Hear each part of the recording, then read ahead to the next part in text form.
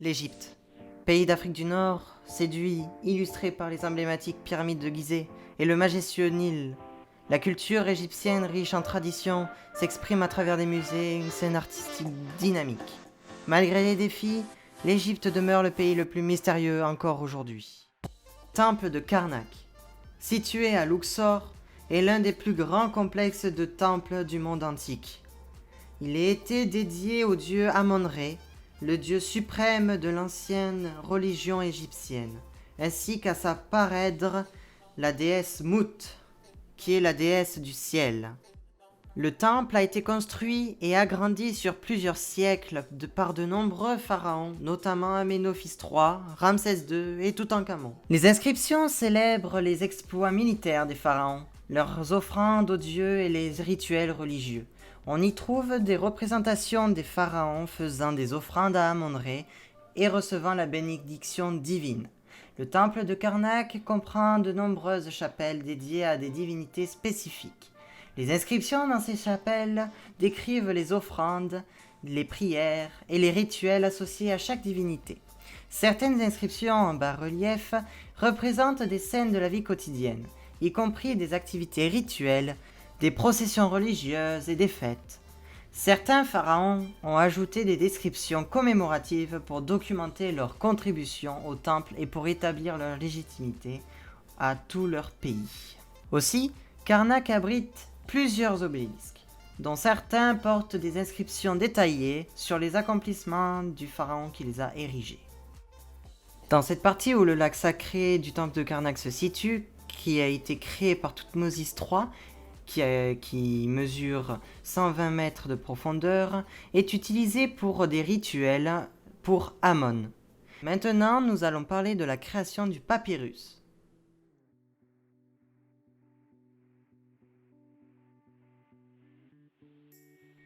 Le papyrus est une plante aquatique qui était largement utilisée dans l'Égypte ancienne pour fabriquer du papier, des cordes et divers objets artisanaux. À Assouan, en raison de sa proximité avec le Nil et son climat favorable, était un centre important de culture et de production de papyrus. De la pierre au papyrus, les Égyptiens commencent par la sculpter ou les graver sur la pierre, qui est un matériau éternel. Le problème est qu'on ne peut pas écrire rapidement sur le support. Ils vont donc créer un support nommé papyrus à l'aide de cette plante. Pour commencer, les Égyptiens lient les bottes de papyrus pour fabriquer des barques pour naviguer sur le Nil ou dans les marais. C'est grâce à la moelle du papyrus que les Égyptiens vont fabriquer le premier papyrus de l'histoire il y a 5000 ans avant Jésus-Christ. Déjà, des ouvriers ont lié des bottes de papyrus et tranchent les tiges triangulaires en plusieurs morceaux d'une quarantaine de centimètres. D'autres retirent l'écorce de ces tronçons, laissant apparaître la moelle blanche qu'ils débitent en fines lamelles dans le sens de la longueur. D'autres encore placent sur une grande pierre plate des lamelles côte à côte, de manière à former un carré d'environ 40 cm, de côté qu'ils recouvrent ensuite d'une seconde couche de lamelles disposées perpendiculairement aux premières. Comme vous pouvez le voir, après c'est très étanche. Ensuite, c'est alors qu'intervient Mérénou, À l'aide d'un maillet en bois, il frappe fortement et longuement les fibres de façon à ce que la sève fasse adhérer les lamelles les unes aux autres.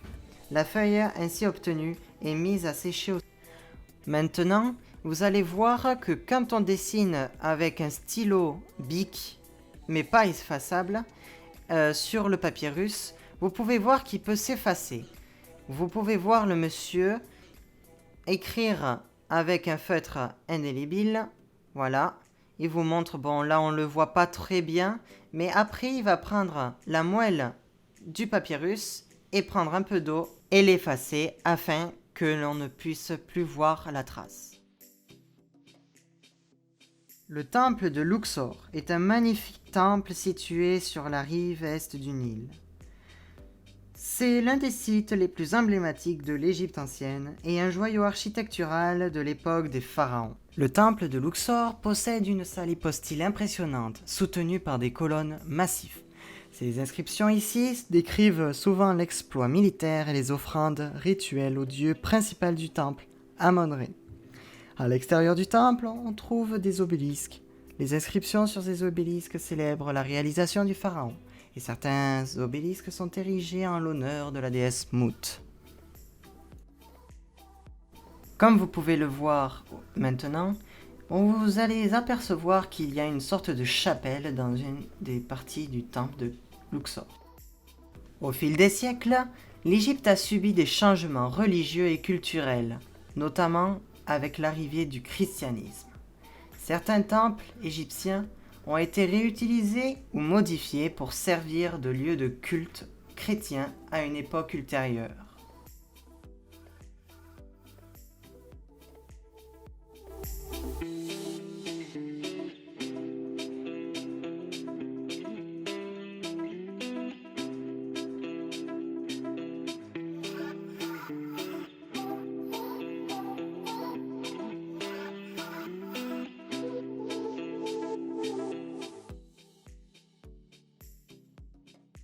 Le temple d'Amon, à Médine-Abou, est un complexe de temples qui est dédié à Amon-Ré, le roi des dieux dans la religion égyptienne ancienne, les mieux préservés et les plus importants du pays.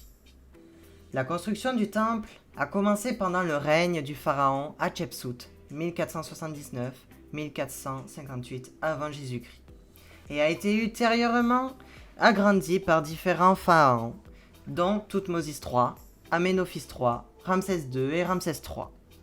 Le temple a servi de lieu de culte pour honorer Amon, la divinité principale vénérée à Médine-Abou.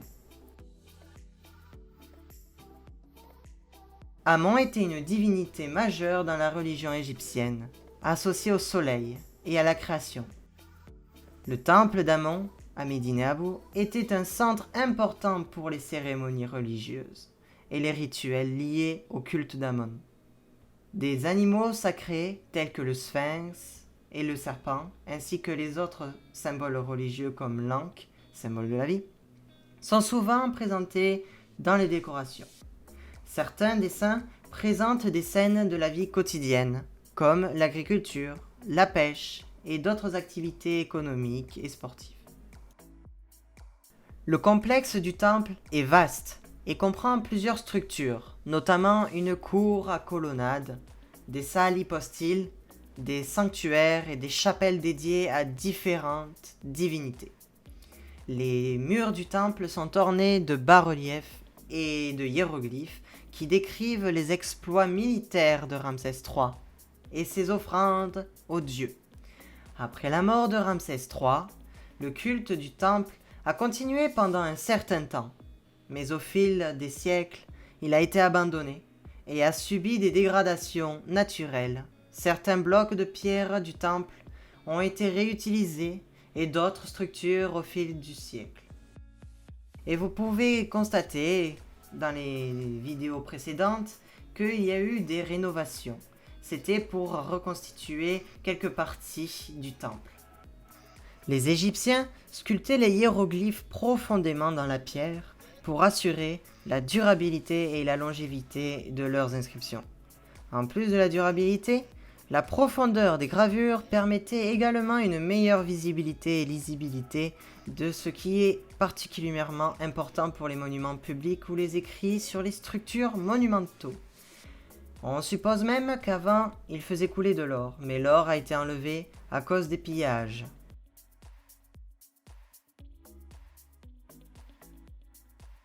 La rive gauche du Nil en Égypte est une région qui abrite certains sites archéologiques les plus remarquables du pays, y compris la célèbre ville antique de Thèbes où nous pouvons voir assis présents les sculpteurs.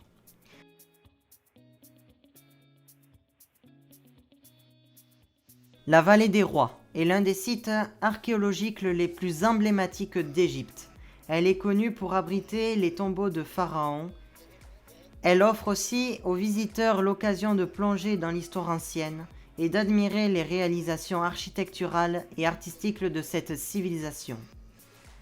La rive ouest du Nil comprend également d'autres sites importants tels que le temple funéraire de la reine Hatshepsut, un monument impressionnant construit à flanc de montagne ainsi que les colosses de Memnon. Deux statues monumentaux qui étaient autrefois les gardiens du temple, aujourd'hui disparus. Dans la vallée des rois, nous avons visité deux tombeaux royaux, celui de Meremta et celui de Ramsès IV. Le tombeau de Ramsès IV, caveau II, date de la 19e dynastie et présente un plan typique avec un couloir d'entrée extraordinaire, des chambres funéraires et une salle de sarcophage. Les parois sont richement décorées avec des scènes religieuses et des représentations du pharaon en interaction avec ses dieux. La salle du sarcophage abrite le sarcophage en pierre, calcaire et de granit de Ramsès IV. Bien conservé malgré les pillages anciens, le tombeau reste encore soumis à des restrictions d'accès pour des raisons de conservation. De plus, le tombeau de Ramsès IV est l'une des tombes les plus célèbres et le mieux conservé de la vallée des rois.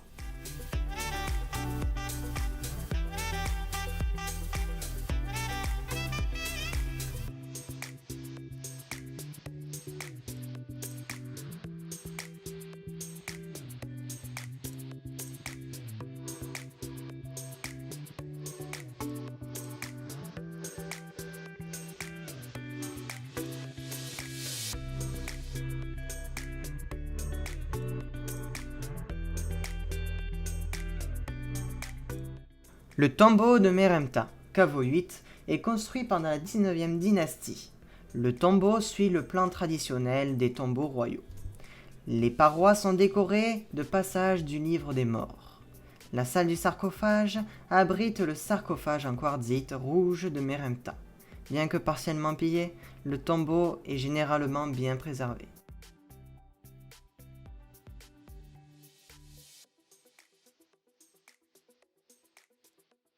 Le temple d'Horus, également connu sous le nom de temple d'Horus à Edfu, est l'un des temples les mieux préservés de l'Égypte antique.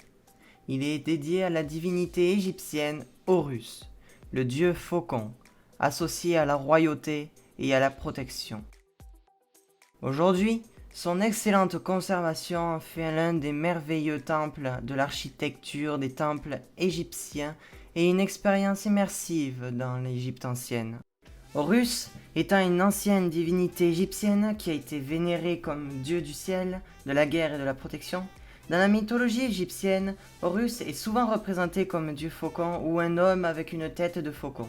Il était considéré comme fils d'Osiris et d'Isis, et sa lutte contre Seth, le frère meurtrier d'Osiris, était un récit central dans la mythologie égyptienne.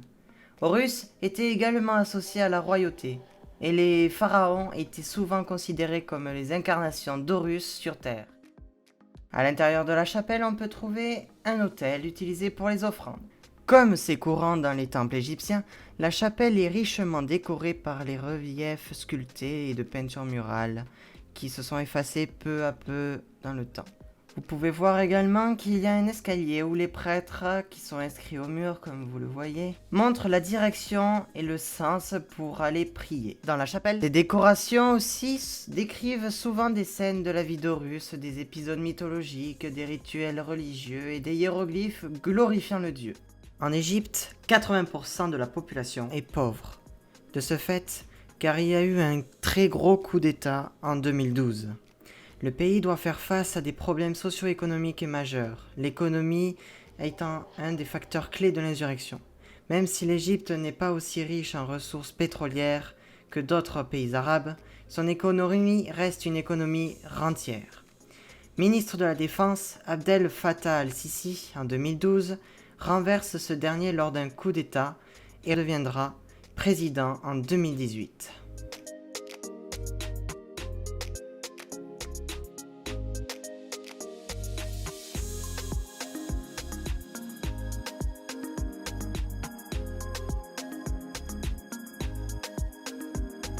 Après, nous allons voir le temple de Komombo. Le temple de Komombo est un temple unique situé sur les rives du Nil. Ce temple est remarquable car il est dédié aux divinités, le dieu faucon, Horus, et le dieu crocodile, Sobek. C'est l'un des rares temples doubles de l'Égypte ancienne. Le temple offre également une vue panoramique sur le Nil, ce qui en fait un lieu pittoresque pour admirer le fleuve et profiter du paysage environnant. Sur le mur d'enceinte en grès ézérant le temple, un tableau assez étonnant présente des instruments médicaux et chirurgicaux, des offrandes comme vous pouvez le voir sur ce mur, disposés sur plusieurs registres. Il fait référence à une légende entourant Aroéris, divinité chargée de lutter contre les ennemis de Ré. Le mythe explique que ses yeux sont le soleil et la lune. Lorsque les deux astres sont invincibles, il souffre de cécité et devient celui qui n'a pas d'œil. Maintenant, vous pouvez voir, oui, maintenant il fait bien nuit. Et oui, les Égyptiens étaient vraiment ingénieux. Ils ont pensé, lors de la création du temple, de creuser aussi un puits permettant de mesurer la crudité du Nil. Et vous pouvez voir aussi une entrée d'une crypte, mais qui n'est pas accessible aux visiteurs. À côté, il y a un musée pour les crocodiles. Les crocodiles ont été retrouvés sur le site de Komombo. Vous pouvez voir aussi comment ils étaient à l'époque, et ils sont vraiment très très bien conservés.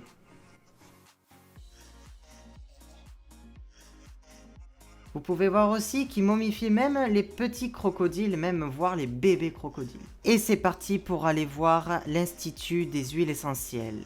C'était uniquement trois essences connues à l'époque pharaonique. Le lotus, le papyrus et le secret des déserts. Ce sont les trois essences les plus anciennes partout au monde entier. Alors bref, justement c'est une maison d'essence. C'est une maison d'essence. C'est quoi l'essence? C'est l'extrait du fleur, ça vient des fleurs elles-mêmes, pur et naturel, il n'y a aucun mélange là-dedans. C'est quoi la différence entre les essences et les parfums?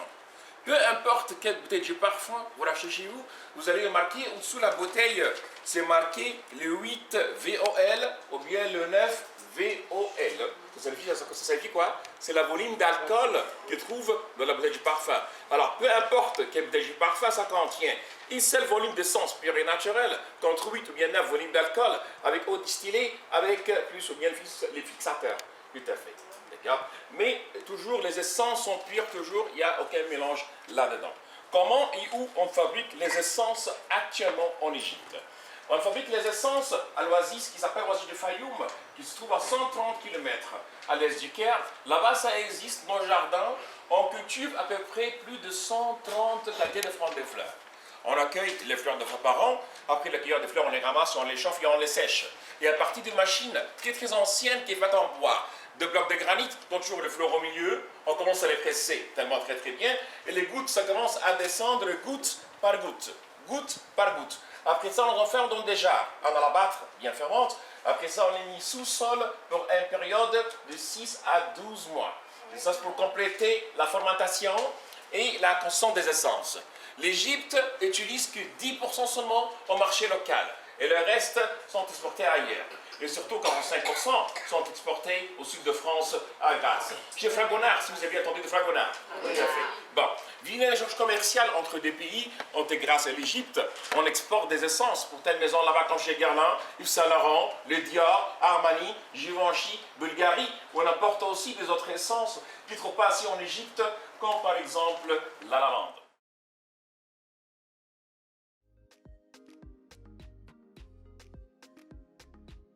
Après cela, direction le temple de Philae. Le temple de Philae était initialement situé sur l'île de Philae sur le Nil, près d'Assouan. Cependant, en raison de la construction du barrage d'Assouan dans les années 1960, le temple a été déplacé sur l'île voisine d'Agilca pour préserver des inondations causées par le barrage. Le temple de Philae a été construit pendant la période ptolémaïque et a été étendu sur la période roumaine. La construction a débuté au IVe siècle avant Jésus-Christ et a continué pendant plusieurs siècles. Le temple était principalement dédié à la déesse Isis, l'une des divinités les plus vénérées d'Égypte antique. Isis était associée à la maternité, à la magie, à la fertilité et la protection. Le temple présente une architecture typique des temples égyptiens, avec des pylônes, des cours intérieures, des vestibules. À l'époque, les chrétiens avaient pris place dans l'Égypte et avaient aussi construit des hôtels, comme vous pouvez le voir, comme au temple de Luxor. Les murs du temple sont décorés de reliefs illustrant des épisodes de la mythologie. Vous pouvez trouver des scènes liées à la vie d'Isis, d'Horus, d'Osiris et d'autres divinités. Ces reliefs racontent souvent des histoires de la naissance, de combats contre le mal et le triomphe sur les forces obscures. À l'époque, les Égyptiens avaient le second orteil plus long que les autres civilisations, et il y avait certainement une variabilité anatomique au sein de la population. L'importance d'une partie du corps, pour eux, pouvait influencer la manière dont elle était représentée. À l'entrée d'une des deux chapelles de Philae, vous pouvez voir l'encadrement d'une porte, comment elles ont été pensées avant.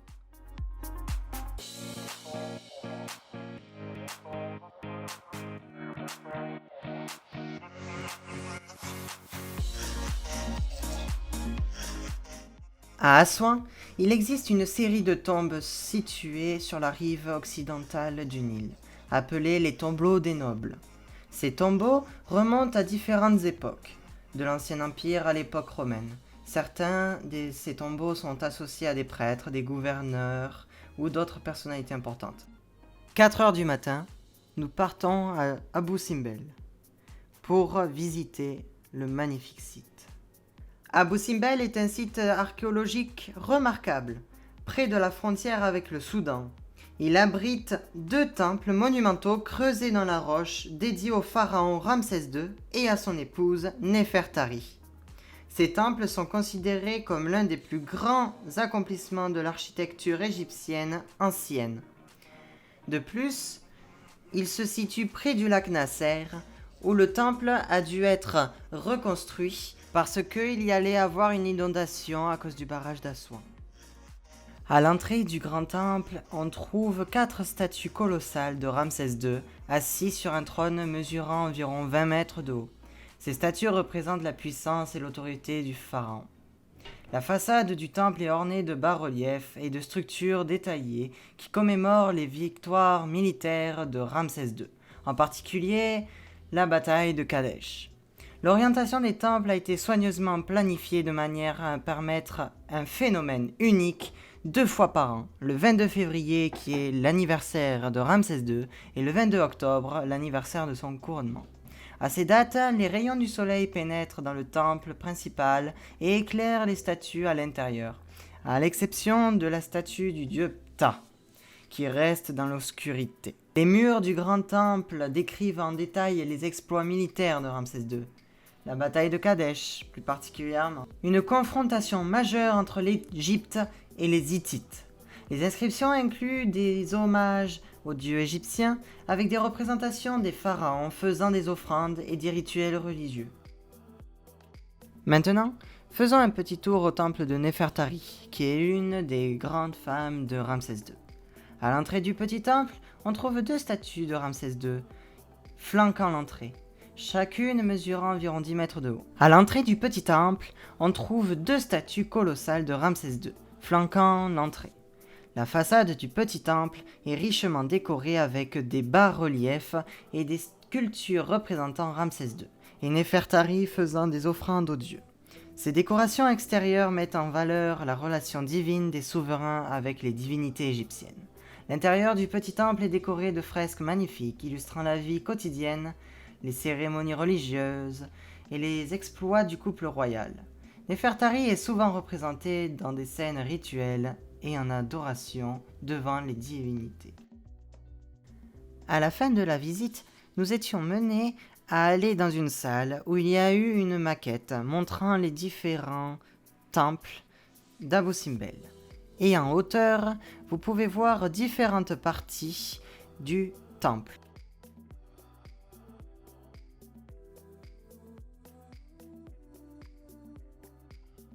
Inauguré en 1902 par les Anglais, l'Égypte disposait déjà d'un barrage à Assouan. Comme vous pouvez le voir ici, vous pouvez voir le nouveau barrage construit en 1954 par Gamal Abdel Nasser, rêvant d'ériger un barrage sur un Nil pour augmenter de 30% la superficie des terres cultivables. Et ce qui a provoqué une inondation au site d'Abou Simbel et on a dû reconstruire le temple à un autre endroit un peu plus haut.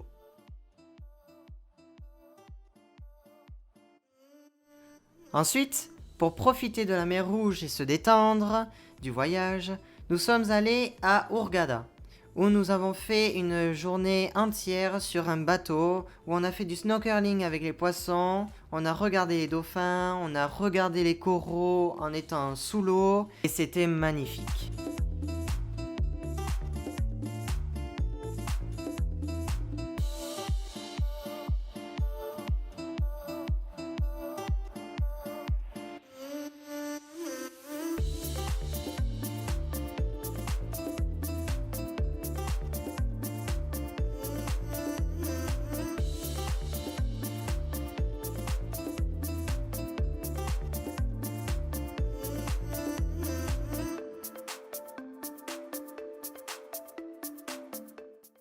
Le Caire est une ville fascinante qui offre un mélange unique de patrimoine ancien et de modernité. C'est une destination incontournable pour les amateurs d'histoire, de culture et d'aventure urbaine. Je vais vous laisser admirer d'abord le Musée national des antiquités égyptiennes.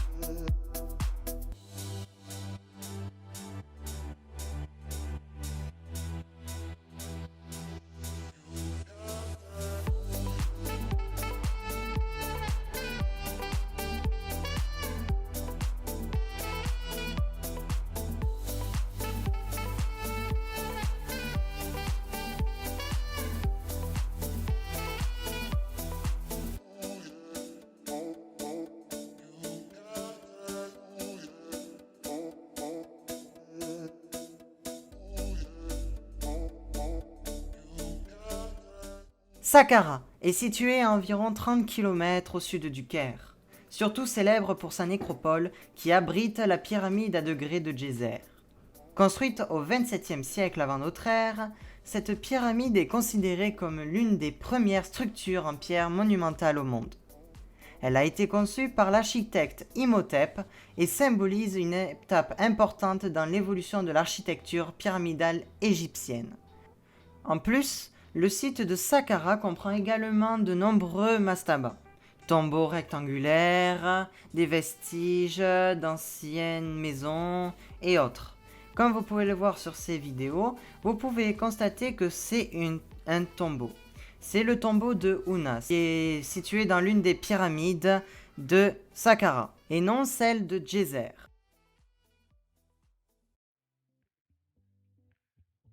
Memphis était l'ancienne capitale d'Égypte préférée de Ramsès II, située à environ 24 km au sud-ouest du Caire.